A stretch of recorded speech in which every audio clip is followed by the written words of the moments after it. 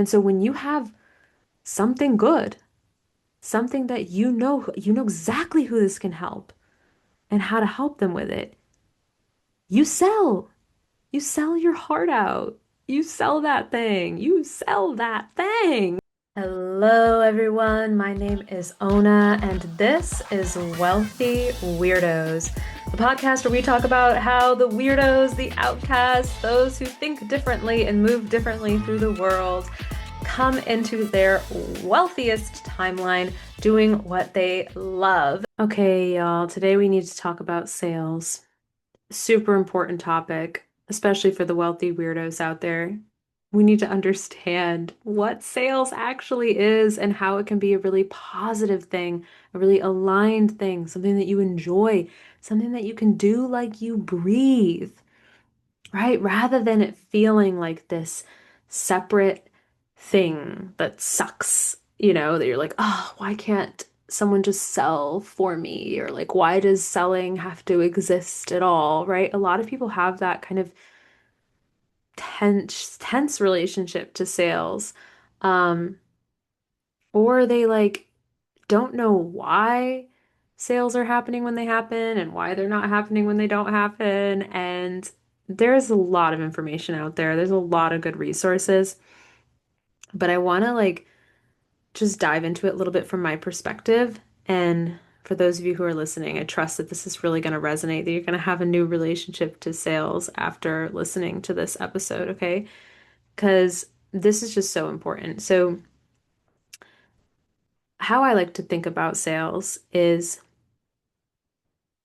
from a heart-centered perspective, let's say, from an entrepreneur that like actually loves what they do, has a product that they're really passionate about, has a service that they're really believe in, right? So this is like clean sales. This is something that you love to do that you know is valuable. Okay, that's the prerequisite.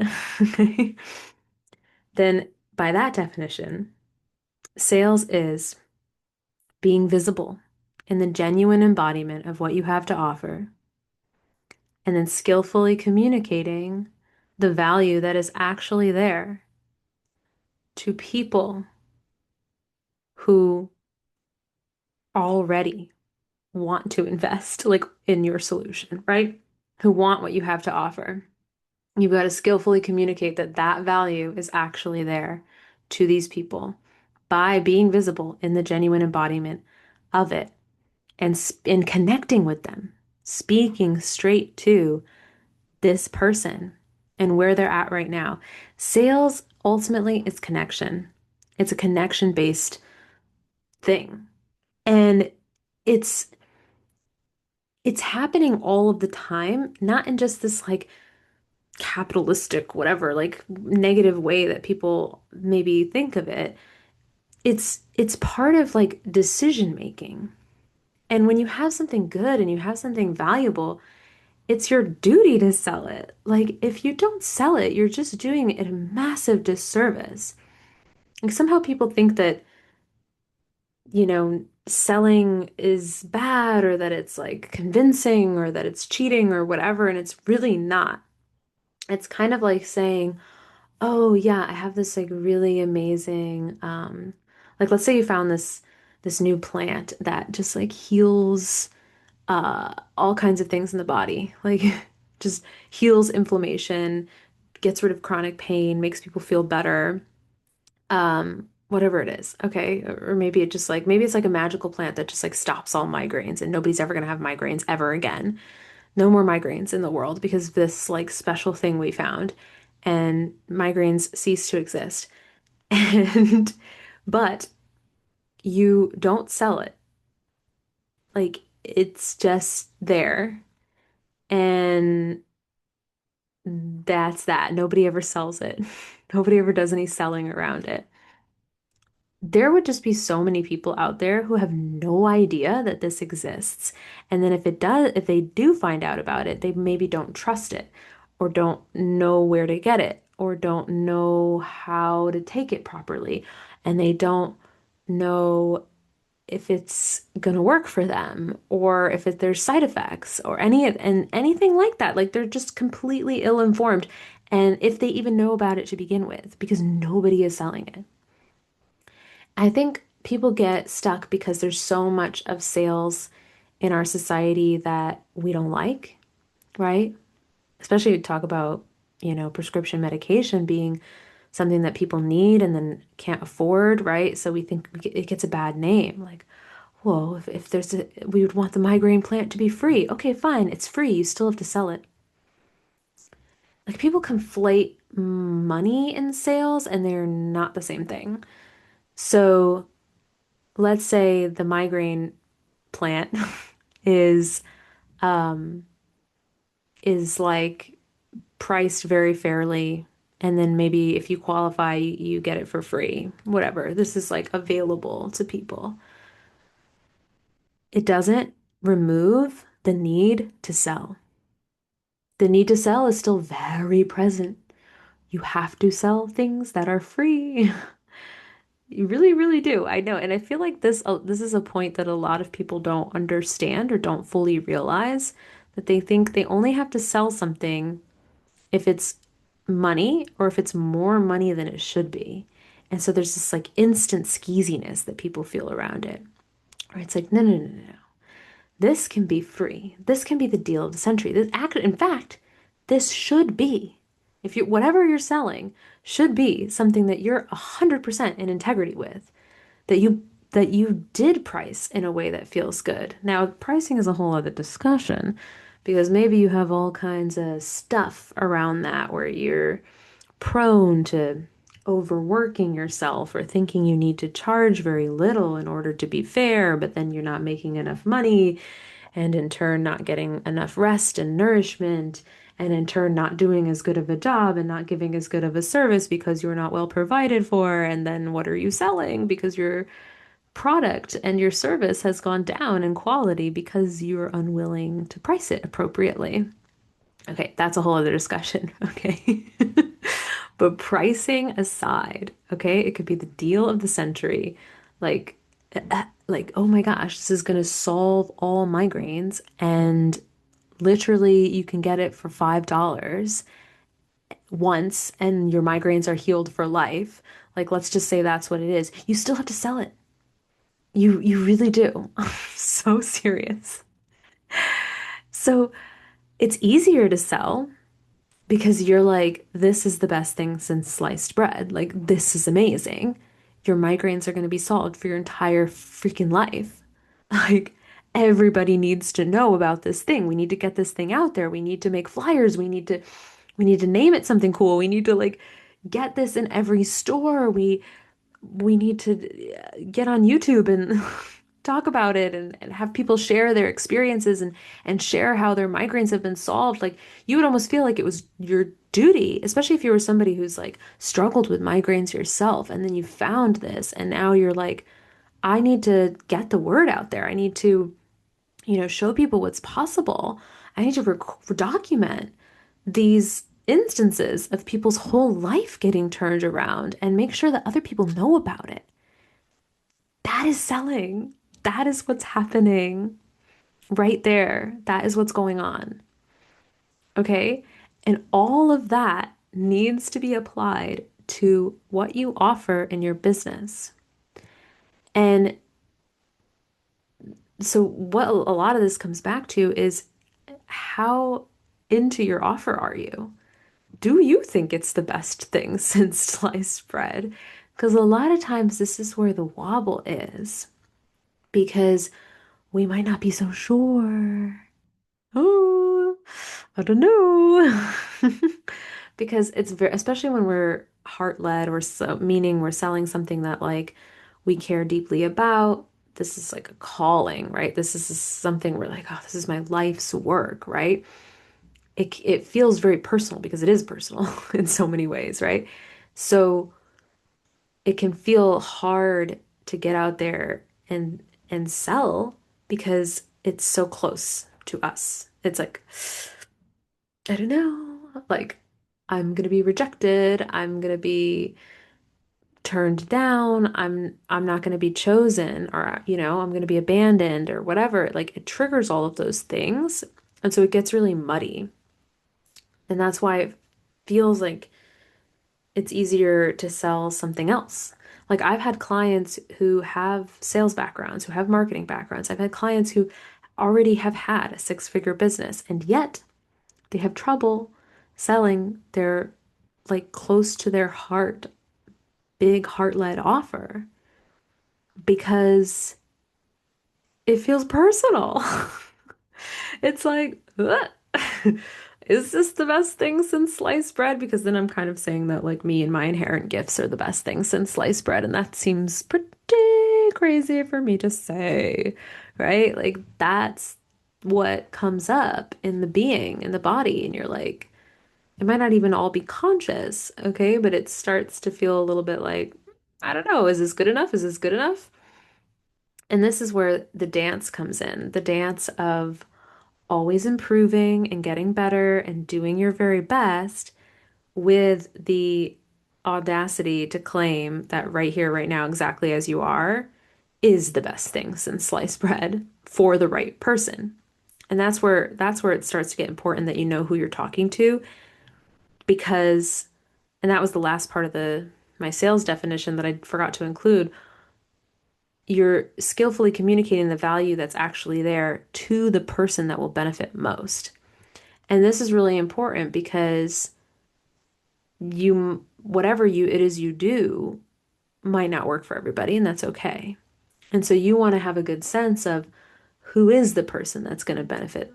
Maybe they're just a few steps behind you, right? But you've got to understand that that does exist. Even if you're just starting out, that exists with whatever life experiences you've already had, whatever skills you already have acquired, like wherever you're at right now. And maybe there's no proof and there's no like long list of client results yet, and there's nothing like that that exists yet. But you helped your friend through this thing, and you walked this path yourself. You've had some challenges, and you've moved through it, and you also like took this class and got this certification. You learn these different skills, and it's like you've got to trust that whatever mix is there, including the bad things, like including the fact that you still struggle with some of these things yourself, even though you've helped other people through it, like different layers of it still bother you maybe or still come up, and but you've got to trust that whatever culmination is there right now is worth being paid, that you get to sell that because maybe it's not like the migraine medicine was for like everybody who has migraines, but let's pretend that you have a medicine that solves migraines for a very specific type of person, let's say, it's a very specific type of migraine. And you have this specific type of migraine, and maybe it's even kind of rare, but like you know exactly how it works. You've traversed it, you know how to fix it, you have the answer to fix it, and you know there's other people out there like you who are in the spot you were in, 6 months ago or a year ago before you found this medicine and before you tried this regimen, and you have the answer.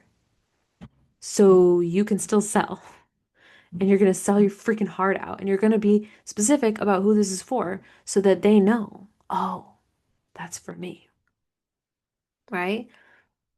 So this is so important. You've got to do this dance between like, yes, I am going to keep evolving and growing and serving people at a higher level. And right here, right now, right as I am, right where things are, is perfect. Like I have got to own the shit out of it.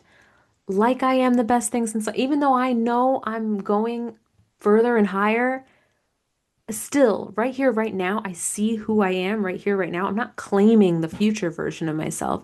I'm claiming me here, now, best thing since sliced bread.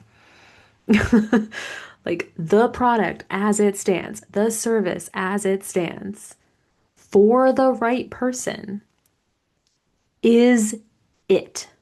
It is the thing. This is what they need. This is it. This is the solution. This is the thing. Like, oh my gosh, like I almost kind of feel bad for people who don't invest in this. Like I feel a little when they're the right fit and they don't know that this is for them. I like you might feel kind of bad for them. And I think that that's good. That's positive because think about the migraine medicine thing. So somebody has exactly identical migraines to you, and you're like, I know this is going to solve this for the rest of your life. Like this is it. This is the thing. You have the exact same pattern as me. Like this is exactly it. But you don't really do a good job of communicating that to them.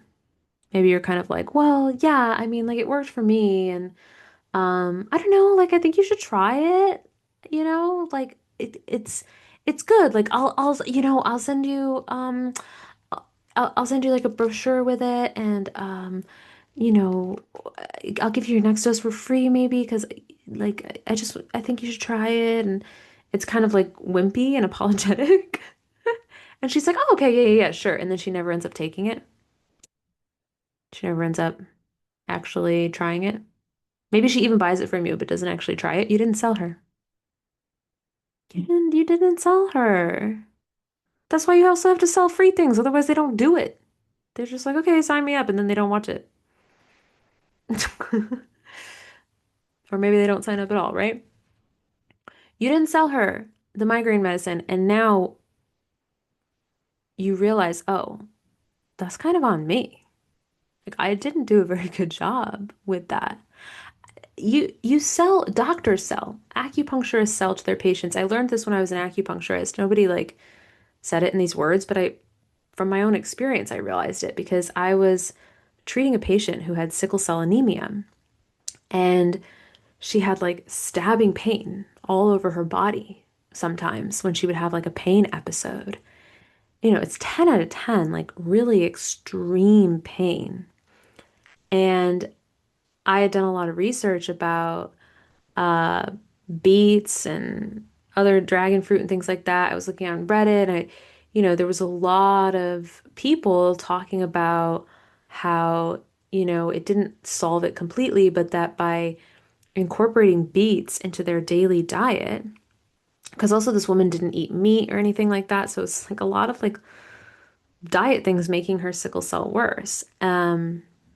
But anyway, people were talking about how they incorporated that into their daily life and their pain reduced by a lot.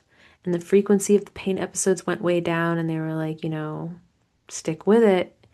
And I tried to show that to her, and I told her, I was like, I think it'd be really good. And she's like, well, I don't like the taste of beets. And I'm over here thinking, girl, 10 out of 10 knives all over your body or eating beets. Like, what do you choose? Like to me, it was so obvious. But here's what happened. I didn't sell. I didn't sell the beats. I just was like, yeah, beats. This is what a lot of people are saying this is works, so you should just try it. Oh, I don't like the taste. Oh, are you sure? You don't want to just try it? I just don't like the way they taste. Okay. I didn't sell them. I didn't sell the beats. Had I sold the beats, had I truly sold them to her, she would be eating beets and her pain would be less to this day. Okay. Selling is not convincing because convincing is already, it's like a very like repelling energy that people don't want to be around. Okay. You sell people what they already want. Okay. But they get to be empowered. They get to come to that choice themselves. So a lot of selling is you just knowing fully and completely that this is exactly what's needed and you have that confidence. And then you ask them questions. It's all about the buyer. It's not about you. It's not about you and your life or you and your stuff. Like even when you tell your own stories, it's always through the lens of how this benefits them. They are the main character. Whoever you're selling to is the main character, okay? So when you're selling to them, you ask them questions. You want to know like what's going on? How does this feel? Get them in it of like where are they at right now? What are those pain episodes like? Right? What are some things you've tried before? Like what would your life look and feel like if these were reduced by 60 or 70%? Like what becomes possible? Like get them in that mind. Like what does that look like? What does that feel like? How do you ideally want things to be? What is that like? Does that mean you get to do different things? Do you get to like play with your kid more? Do like let them get into that excitement of it. Let them feel that. Let them talk themselves into it. Let them feel the side of things of like, oh wow, this gets to be good. And then, okay, yeah, I think I have something for you. And you say at that point, like, I think I've like I've listened to what you've tried already. Mirror back to them, what they want, what they want it to look like and feel like, what becomes possible for them. What is it costing them not to? Like you're mirroring these things, you're listening to them, you're actively there, you're agreeing with them the whole time. There's no arguing with them at all. You're agreeing with them, you're there with them. And you're like, you know what? I think I've got something for you. I think I know exactly the thing. Okay. And then tell them what's required of them. Like, but it's gonna take a little bit of commitment from you. Like it is gonna be, a little bit of a commitment, like something you're gonna have to maybe try at, but like it's gonna do this for you. Like it's gonna be well worth it. Like there's some statistics, like this is what other clients have experienced. Da da da da da. Like, okay, yeah, and then ask them, like, do you want to hear about it? Do you want to hear what I have to offer? Do you want to know? They get to choose. Yeah, yeah, I want to know. What do you have? What is it? Well, it's beats.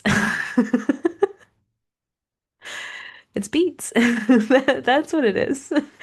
And that's where that you get to sell that and you get to say, yeah, this is what it would look like. You would incorporate it into your day, at least one a day, if not more than one a day. But you could put it into smoothies, you could put it into stir fries.